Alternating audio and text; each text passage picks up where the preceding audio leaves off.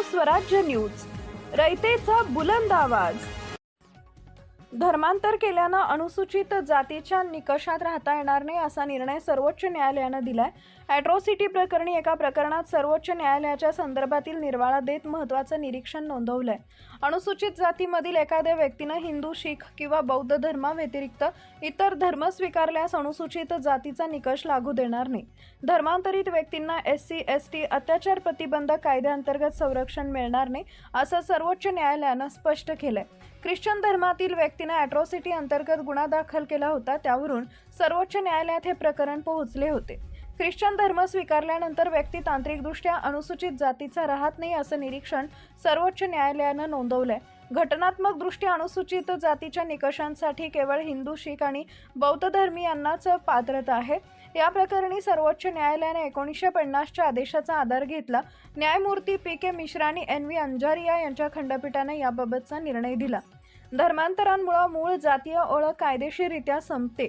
Christian धर्मात जाती व्यवस्था अधिकृतपणे मान्य नसल्याचा उल्लेख कोर्टानं केलाय.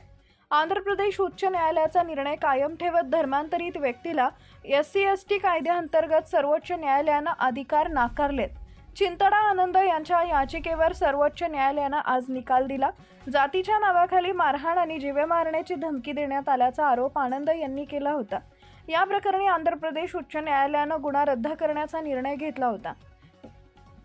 त्यामध्ये धर्मांतरामुळे अनुसूचित जाती हक्क गमावल्याचा निर्णय न्यायालयानं दिला. सर्वोच्च न्यायालयानं उच्च न्यायालयाचा निर्णय कायम ठेवून संबंधित याचिका फेटाळली आहे.